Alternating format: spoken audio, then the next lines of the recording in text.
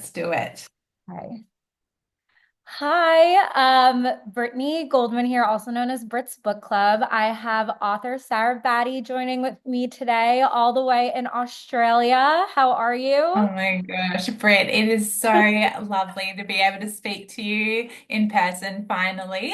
I We've been know. chatting for a while now, right? Yes, we've become quite the pen pals, and I know it's been tough with our time difference, but we managed to make it work, and we're both here, and I'm so excited to be talking with you. I am so excited as well. I can't wait. So those who don't know Sarah, Sarah is a fantasy author based in Western Australia. Her days are filled with the joys of motherhood. I know earlier you were saying you were dropping your kids off at school, and the thrill of crafting captivating stories. When she's not busy with her family, you can find her catching up with friends, indulging in overpriced coffee, which, like, me too, we'll talk about that. Taking leisurely walks with her dog, or curling up on the couch in pajamas with a book in hand. Writing has always been a fun hobby for her and a creative outlet that has blossomed into something extraordinary with the release of her debut novel, A Dance of Flame and Shadow. It's such a pleasure to know you. I'm so excited again. And before we talk about this beautiful, beautiful book, I would love to talk a little bit about your history with writing and how you sort of got here, and sort of hear about your writing journey, what inspired you to start writing. Did anyone close to you know when you started this journey? I would love to hear about that. Yeah, lovely. I would love to get into it. I started writing when I was younger. Of course, when I was little, I would have a journal, and I did the whole journaling thing. Did you as well? Kept a diary with a little lock. Yeah, so I started writing when I was little, all very short stories, and I started playing around. It got to about 19, and I started reading a couple of books where there were series, and I would finish the series and I would be like, oh my goodness, that can't be the end. I'm pretty sure the first series I fell in love with was Twilight. I'm sure you can agree with it. Oh And yeah. I Oh was yeah. like, stop it, this can't end. This is so amazing. So I started playing with my own stories. I would get onto my laptop and I'd start writing. Started traveling a bit at the age of 19. So I would have these long layovers when I went to America, long layovers in between my flight and on the flight. It takes hours to get there. So I would just, instead of getting into a new series, I would start writing my own. And I felt like it was just so much fun. Didn't get close to finishing anything, but I really developed that skill of starting to dream up stories. And I didn't realize that back then was really, yeah, like starting off my journey as a writer. So that's how I started. It was so much fun. And yeah, who would know that 20 years later I would finish a novel. An amazing journey, and a Yeah. long journey, and I think that's so amazing that you've always had this passion and this love for it, and now, it's all come together in this amazing book. I Yeah. definitely remember reading Twilight and all of that when I was younger as well. Did anybody close to you know that you were writing the book, or did you kind of keep that under lock and key like your diary? Yes, totally. Lock and key, no one knew, which is like quite unique, really. Besides my husband, because of course I'm at home and I'm always on my laptop writing. He kind of knew, but he saw me writing, but I never shared. And I really never had a like a goal one day to finish a book. I think he just thought I was always playing around. So he knew I was writing. And closer to the finish time, long story short, I did tell him that this was going to be a book. So I really kept it low key and a secret for as long as I could, because once I started telling people, it became a bit of a reality, and Yeah. it became quite scary. And everything up until that point was just for fun. And then people start questioning you and asking for timelines. And yeah, it becomes a bit of pressure. So I'm so glad I did it that way. It was only a couple of months before I self-published that I started telling people because we were toward the end and it was about to happen. So I felt comfortable enough to do it then and start my Instagram, which we can go into later, which was yeah, a whole nother community I made there, which was so lovely. But yeah, I didn't tell anyone for a very long time. Yeah. Yeah, and I know you said that overall this whole journey was 20 years in the making, but it sounds like the journey to writing this book was over the course of a couple of months, or was it Yeah. longer than that? Yeah, so when I think it was just before COVID, I started planning for I think it was end of 2022. So it did take 2 years from first vision to publication. It did take a very long time. I was, I'm a mum, I'm a wife, I'm a worker.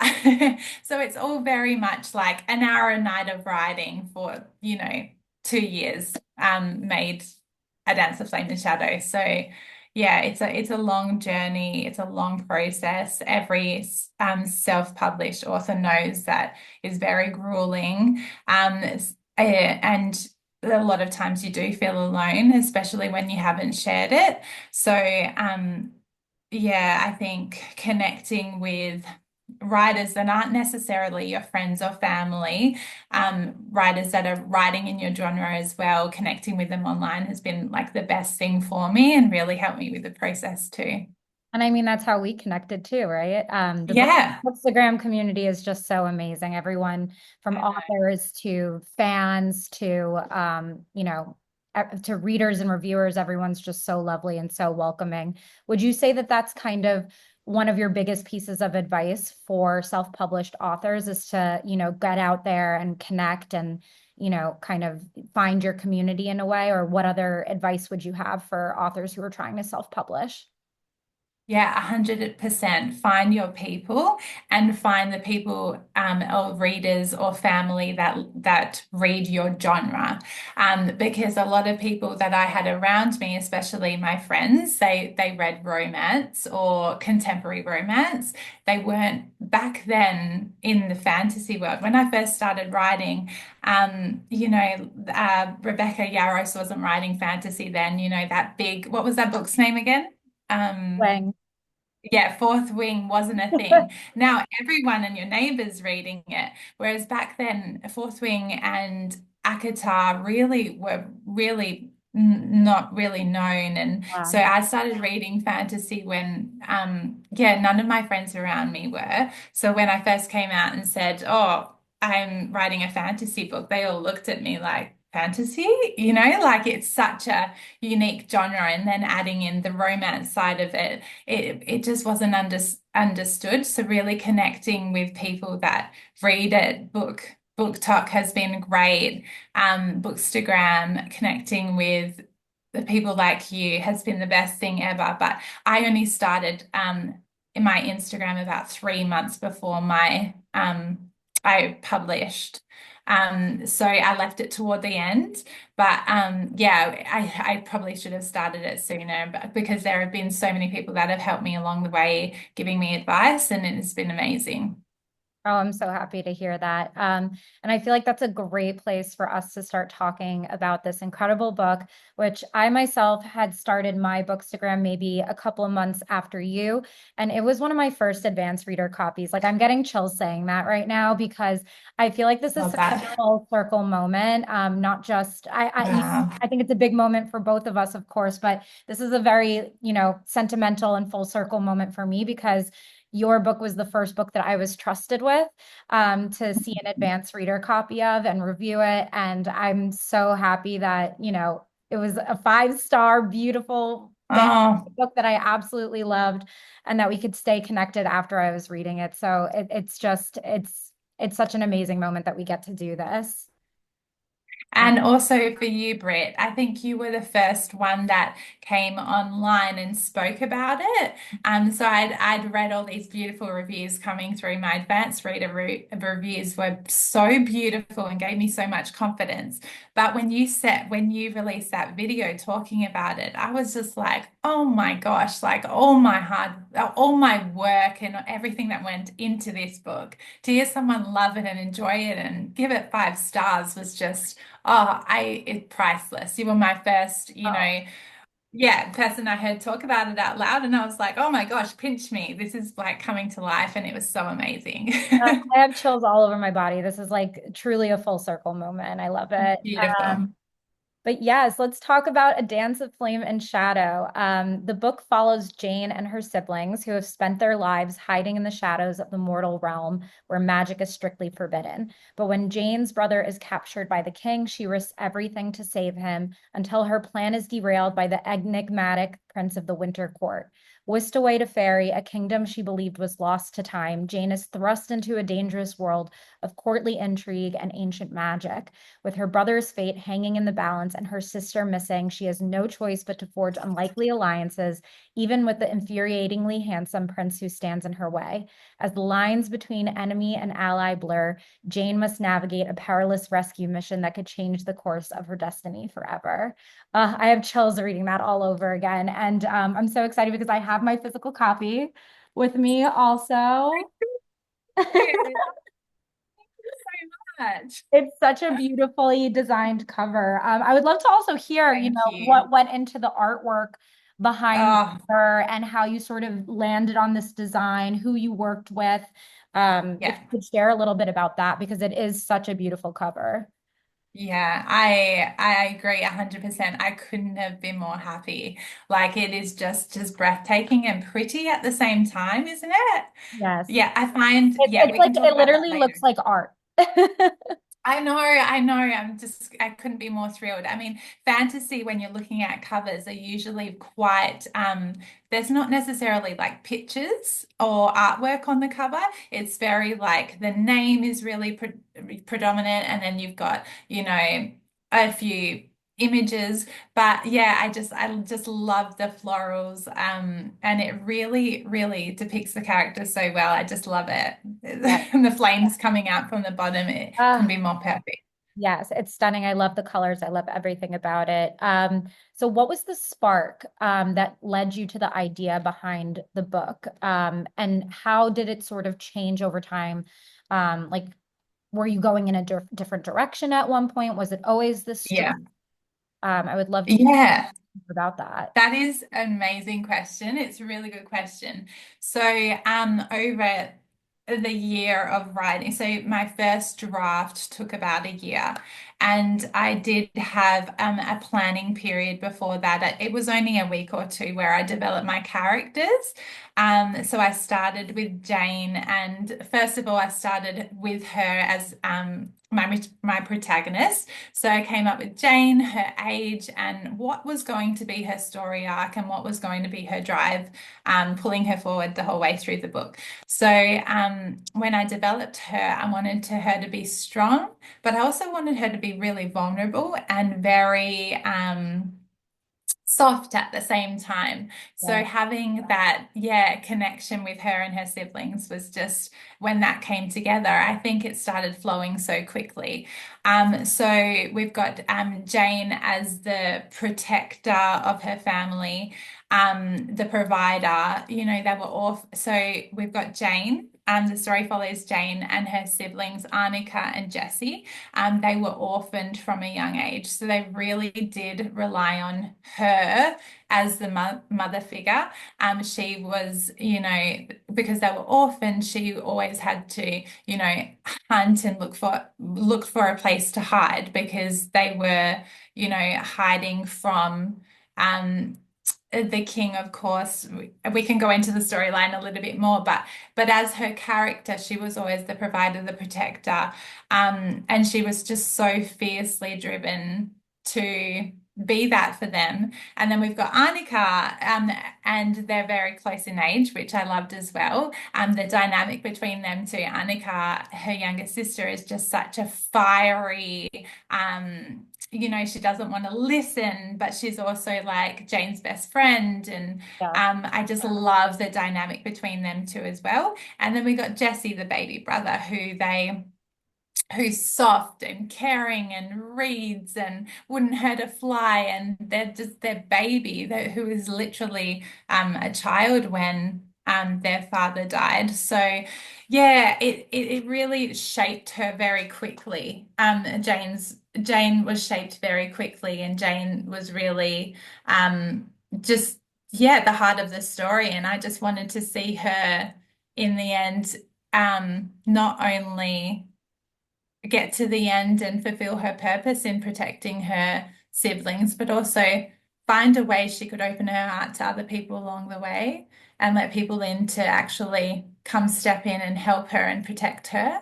So that was a journey in itself that developed, which I absolutely loved. No, I think the sibling bonds were one of my favorite parts of this story because I have a younger brother. We are 2 years apart, so we're fairly close in age. And a lot of their dynamic, a lot of their banter reminded me so much of my relationship with my brother. And I feel like so many readers who are close with their siblings and have that same sort of yin and yang in terms of their personalities and how they banter with their siblings are going to connect with this family so much. It was just like Yeah, it was so beautiful how, they all interacted, but they were all so distinct and like you loved each of them for their own yeah.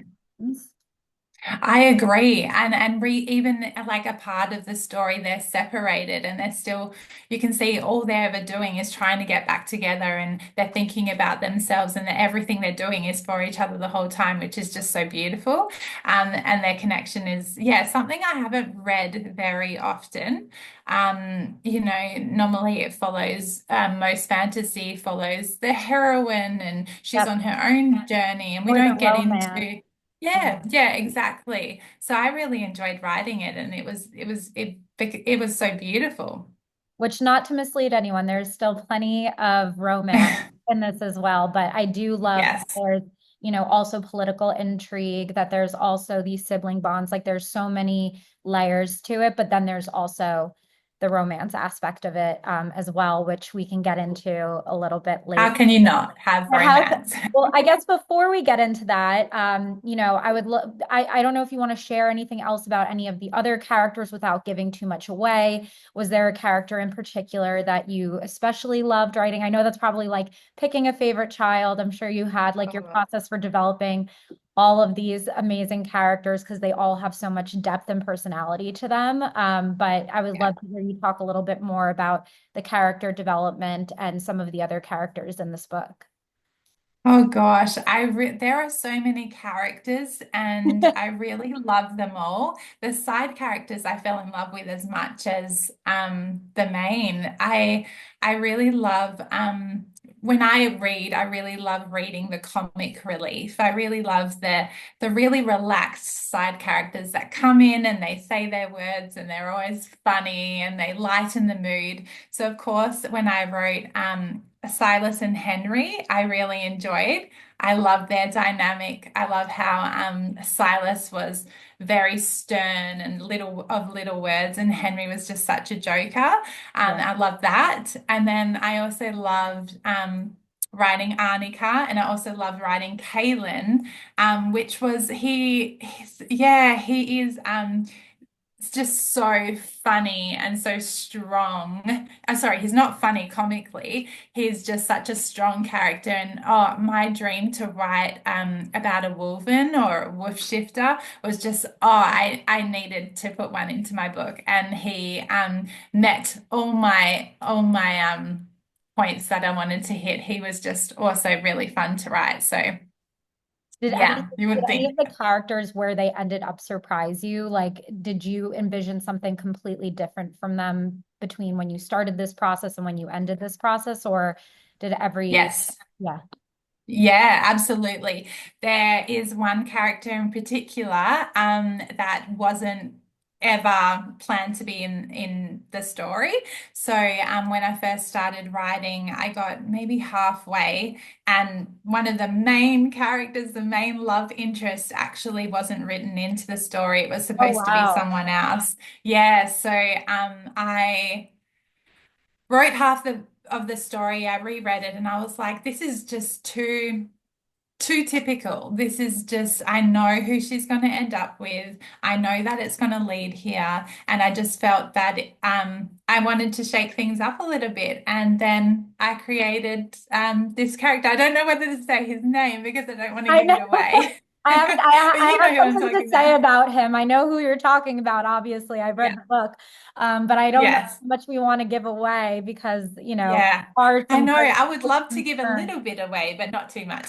Yes, yes, because there is some great, twists in this book, and you leave us on a cliffhanger as well, which Yes. I'm still processing. Yes. So am I actually.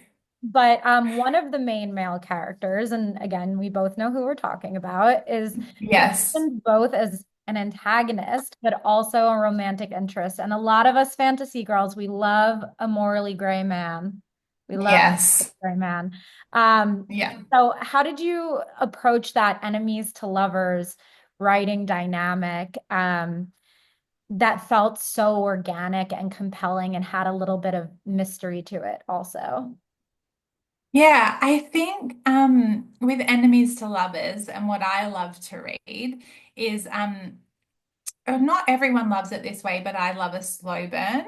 And I like when we don't know the whole story all at once. The thing I loved most about the enemies to lovers in this story was that we start off really not trusting him, our main love interest. We don't trust him. We're leaning towards another character that we love. I love that it's not typical, or we don't find it, figure it out at the beginning. We actually don't really find out to the very end, everything that's going on. So Yeah. that's what I enjoy to read and what I loved about the slow burn and enemies to lovers in this. He was working for the king, the whole time, and we all thought he was the bad guy. I just love that. And I think that I didn't write him in from the beginning actually helped in that process. Yeah. Looking back now, I think adding him in almost helped with the slow burn, with the discovery. So yeah, I really enjoyed that, and yeah, I It was enemies such to a lovers. good bait and switch. It took me by such surprise. I loved it.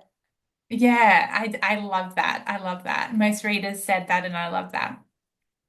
So I feel like another unique part of the book, because we have this like awesome romance, we have the sibling dynamic is the time travel aspect. I Mm, think that was something that I hadn't read before in a fantasy. yeah. And it was Mm, that I really loved. I loved how you incorporated this idea of time travel and the theme of time travel into the story. Um, it was so unique. So what inspired you to add this element? And, how did you sort of, set up these two timelines and, craft two stories sort of happening on different time waves and everything? Like yeah. that must have been such It an was, process. yeah. This also it came about. I didn't realize that when I first started plotting the book, I didn't realize time travel was going to be such a big thing. I didn't even know I was going to go down that path. So, in preparation of the book, I really watched a lot of movies, in Oh, I love 2022. that. Yeah, of course, I was immersing myself in sci-fi and anything I could watch fantasy-wise, which is very limited actually, on TV, fantasy, but sci-fi we got a lot of. But I think The Like, Lord of the what did Rings. you sort of watch during that time? I need to hear about Yeah. that. Yeah, the Lord of the Rings, the new Lord of the Rings was out at the time, or while I was deep into the book, which was great. I really loved that. When I first started writing, I was doing a Terminator marathon. So I Oh, started, yeah, I know. I mean, I love those are classics. Everybody loves those. Classic. Classic. I was literally just watching White Lotus tonight with Patrick Oh, God. Schwarzenegger in it. Oh, thinking of Barney. I know. How Yeah. great is that series, by the way? I Oh can't my God, wait to see phenomenal. that. Yeah, Absolutely so good. phenomenal. I love the way they've done that. So I was watching a lot of Terminator, and we know in Terminator they go back and forth in time a lot. And I love that they play with fate and destiny, which was one of my two main things that I really wanted to play with in the Dance of Flame. I just really, yeah, I love thinking or feeling like there is a way to change the course of destiny. Mm, And, you know, my creative hat was on, and I was like, what if this happens? And it worked out so well. Writing it, it was hard to explain. I had it in my head, um, where I knew where it was going to finish at. I knew the ending, I knew the cliffhanger, but I didn't know how to get there, especially with the whole time travel aspect, and I didn't know how to explain it to readers. So that took a lot of time because I wanted people to understand and truly grasp that anything that they did, the characters did from that point on, because they were traveling in time, was really having an effect on the past, which was just yeah. also so cool. Yeah, I really enjoyed it. Which is even more interesting because there is a prophecy as part of this story. So now it's making me Yes. think as a reader, I'm like, this prophecy can probably be interpreted in so many different ways if we are Yeah. looking at changing the course of time and changing fate and destiny. Like maybe it's not, you're going to bait and switch us again. Yeah. Do you know what the great thing is? Is I've done so much foreshadowing, which is great. I've given you guys a lot of hints for book two, but with the prophecy, it also gives me room to grow. Where are we going to go with this? Yes. I also, yeah, I have a vision, but it gives me a bit of space. Also, time travel does, which is just so much fun, and it makes it hard as a writer, but I wouldn't have done it any other way. So I love the prophecy side of things. I mean, every fantasy book I read, I want to see a prophecy. You know, I love also the seers in this book. Like I'm sharing, you know, snippets of what it's going to be like in the future and sharing that with the character, and then us getting little visions of the future and the way it's going to be, Yeah. and if it's going to play out that way and that they can change it. I also love that as well. So it gives us a room, a little, me at least, a little bit of room to go back and forth and change my mind along the way if I want to, which is, I guess, really cool. So this series is set to be a duology, I believe you said. Yes, Okay, amazing. yes. So where are we at with book two right now? Yes, I'm in the midst of writing book two. The reason I chose to do two books is purely because I know that book one, I wanted to make book one readable and not too thick. I wanted to make the story short, but I wanted the stakes to be high as well. I wanted you to just be able to gobble it up and get on to the next book. I find when authors, and I love multiple books, but I find when I get to the third or the fourth in a series, I barely get that far or I get exhausted because there's so many twists and turns, and then by the end of it I'm just kind of like, okay, where's the ending? So Yeah. I really had a vision to wrap it up in two books from the start, which was good. So what I can share with book two is I'm in the midst of writing book two. What I'm really excited about, and I can share with the readers, is there's gonna be a dual point of view. So we I had only Jane's love point of that. view. Yeah. Yeah, so from book one, we only had Jane's point of view, whereas her love interest will jump in every few chapters, which I am adoring getting into his head. And I can't wait for the readers to, yeah, listen to what he has to say. I mean, I know reading this first book, that's all I wanted was to get into his Yeah, head and understand his intentions and what he was thinking. yeah, So I'm so excited to hear that. That's going to be yeah, awesome. it So will be. while you're in writing mode right now, what Mm. is your setup like? Do you have, I feel like a lot of authors these days have a book playlist. So you have like certain artists or certain songs that you like to listen to while you write, snacks? Like what is the environment as you're going through the writing process right now? Yeah. I as far as snacks go, I'm always eating. So there's always something going on while I'm writing. Playlist wise, I am listening so I find it hard to listen to fast-paced music. I like it like quite subtle. I'm listening to Benson Boom at the moment. Okay. I'm not familiar, but On I'll have to repeat. check them out. Benson Boom? Yeah, I don't, You know you think you I would know know? these. Okay. I might be Yeah, embarrassing myself to everyone right now.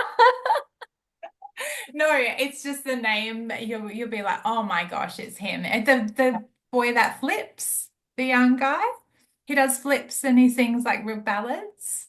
I'm gonna have to I look. think yeah, he's American, so he's one of yours. Oh, oh man. Yeah, so I'm just listening to his album over and over, and I play it very softly in the background. But I'm quite OCD in the sense that I need to have everything done before I start writing. So if it's a day I'm not working, I have to have at least taken the dog for a walk, gone to the gym and clean the house. And then I'm like, okay, I can write now. And I go into my little space. I've got a Yeah, so what is maybe. the coffee order? If you ever have like a late night writing and you need that expensive coffee that we were talking about. I'm a Starbucks girl, so Oh, that's my expensive coffee. I love matcha with some oat. yeah. That's my favorite. But what is that? Gosh, What is that coffee? We don't have Starbucks here. You know, I actually didn't remember that because I think I told you that I actually lived in Sydney for 6 months for Yes. university. I guess I didn't have it during that. Oh, it was what's the popular coffee chain? Well, there's back then it may have been Gloria Jeans. Does that sound familiar? Doesn't sound familiar. Gloria Like I remember like Jean, a red sign, maybe. a red sign for coffee. We're really lacking with drive-through coffees here. Like, yeah, really lacking, especially in Perth. So I can't think of Sydney. Usually they have, I feel like Starbucks is coming. Like they've at least got one in Sydney now. But it's so unfortunate because you know me, I lived in America for a while. I loved Starbucks so much. You can spend your whole money there. Oh yeah, I don't even want to get into how much I spend a week there. It's But embarrassing. you cannot duplicate that taste at home. You cannot make it yourself and get it tasting that good. So where do you go and what do you order usually? Yeah, so for a while, I was lucky enough to have days. I was only working part-time when I was writing A Dance of Flame and Shadow. So I would actually go to the library, just the local library. There was a cafe downstairs. I'd get my coffee. I'd walk upstairs. I'll get into the quietest space of the library. I put my headphones in, and then I'd just write for as long as I could. And that really, oh, my writing just got so much faster. Because I wasn't distracted by the things at home. You know, let's go put a load of washing on and maybe I can just quickly do this. You know, I was solely focused on that, which was yeah, really developed my skills as a writer. That's amazing. Yeah, I mean, life happens, right? It gets in the way. So, Yeah. how do you stay motivated? Like, do you ever hit writer's block and sort of how do you handle that process? Yeah, I hadn't experienced block until book two. So I had a time, especially after I released book one, where I felt physically and mentally incapable of carrying on. But the biggest thing I have learned is to just keep writing, even if it's not. It wasn't book two I was writing. I started just and I would just started playing with another idea of a story, and I found that I like felt really passionate about it, and I love where it was going, and just to stay in that rhythm of an hour a day of writing, Yeah, no matter how many words you hit. No matter where you are, even if it's the morning or the afternoon or at night and not in your typical space, just keep writing. And that's really helped get through. Yeah, I would definitely recommend that to anyone going through a writer's block. so do you have another book in mind outside of this series that you want to write? Do you want to Yeah. stay with fantasy? Are there other genres that you want to explore in the future? Yeah, I love reading young adult romance. So I really like high school romance as well. Um, so I feel like I've started to write. I'm about 20,000 words in of another book that I'm writing, and it's not fantasy, which has just been a release for me because fantasy is Yeah. so grueling on the mind. I I was literally saying to someone the other day, it absolute like fantasy writers are so amazingly talented. And that obviously includes you because the world building, which is one of the Yeah. things that bring us fantasy readers such joy, is this like escapism into these beautifully crafted worlds, and like the vivid details and the descriptions and the magic and all of these different things. It blows my mind how you can come up with so many intricate details in a world. It has been such a learning process for me. Like it's been just such a creative process. I mean, we grew up like watching fairy tales, Cinderella, The Little Mermaid. We grew up falling in love with it, and then we go this whole period of our lives where we don't even watch those movies anymore. So to bring Yeah. that back into our lives and start imagining a world where I could, especially for us, we can create our own colors, our senses, our characters, our creatures, which was so much fun coming up with names and descriptions of what you imagine in your head. It really is amazing what we can do if we put our mind to it. If I could do it, I really truly believe you can too, Britt. If you want to if you want to write a fantasy, I'm here for you.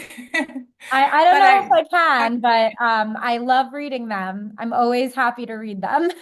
Yeah, I know. It is just, yeah, you get lost in the world. And then to throw in a sprinkle of romance as well, it's just, even no matter what our age is, I am 37 now and I still love reading a world where we can have fight scenes and then be, you know, romantically involved in the next chapter. I just love it. It's so much fun. Yeah, I love being able to see the pictures in my mind. Yes. It's Yeah. so much fun and it's a little bit of joy that, we all need. Um, Yeah. so in terms of building this world and building this story, is there a particular scene or moment in the book that stands out to you that you're like, I cannot wait for readers to get to this part and to experience it?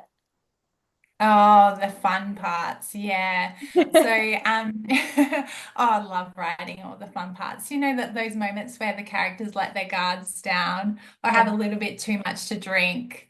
Yeah. They're my favorite parts. So, the book is definitely set in the early 1800s. So we've got lords and ladies and kings and queens and taverns and cabins, and I just loved writing all of that. But the taverns were definitely, the tavern scene was probably my favorite. We'd gone like such a long period, like where the stakes were really high, and all the characters were on defense or in and in like survival mode. And then we hit a night where it's like, okay, let's stop over the night and let's have an eat and drink. So I loved writing that scene because there you see Jayne, especially, the first time in the book, really let her guard down and have a drink. And when she had a drink of the fairy wine, that's when all the truth came out. Yep. And, we have comical relief of Henry and stern Cyrus sitting next to her. It's kind of just like, it was just perfect. And we had dancing and the scene was so beautiful. I loved it. I Yeah, love I, writing I that. And remember I that think scene too. It was such a yeah, good time to read. I also love like a ball scene or a party scene or something. yes. Yeah. Or It's the best. uh, And we had a bit of jealousy in that scene as well, where our love interest really shows up and he's like, so that whole scene is just cool. I loved writing the ball scene too. That was beautiful. Bridgerton I was watching during that period of I writing, so I really drawed from that. love that. Yeah. So yeah, so I want to go back to book two. So outside of the dual POV, what can we expect for our main characters and what can you share about that? Okay. I don't want to share too much. We don't want to give any No. spoilers away, but I've come up with a name. Oh, So are you going to share yes, it? yeah, let's share it. Oh, I'm so. Um, Kingdom of Night and Ruin. Oh, I love that. Which Oh, kind of ties in with a dance and flame and shadow. yes. I think it gives a little bit away of what we learnt about book one, which is nice from the title.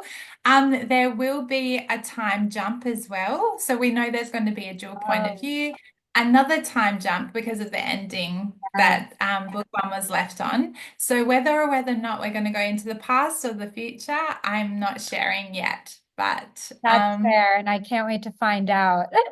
yeah, yeah. Well, this has been absolutely amazing. It's been such a pleasure talking to you, and getting to know you and talking with you over the last couple of months and getting even deeper now and talking about this beautiful book, what you want to do in the future. I'm so excited to see more from you, whether it's book two of this duology or your young adult book in the future, which I also love young adult books. So I'm excited to hear that you're diving into that genre as well. Oh, Britt, thank you so much. It's been so lovely being able to speak to you. You're such a beautiful girl, so encouraging. You've been just so amazing with me along the way, and I really, really appreciate your reviews and yeah, your words have just been so beautiful. Thank you. And can we just share with everyone where they can get this wonderful, amazing, beautiful book? Oh, look at that cover. You can find A Dance in Flame and Shadow physically on Amazon, and the ebook is available on Kindle Unlimited or Kindle you can buy. But if you have Kindle Unlimited, you can get it for free. Amazing. Thank you so much. And I can't wait to see what you do next. And I'm so excited. Oh, thanks, Britt. Thank you so much for making this work, and now you can go to sleep.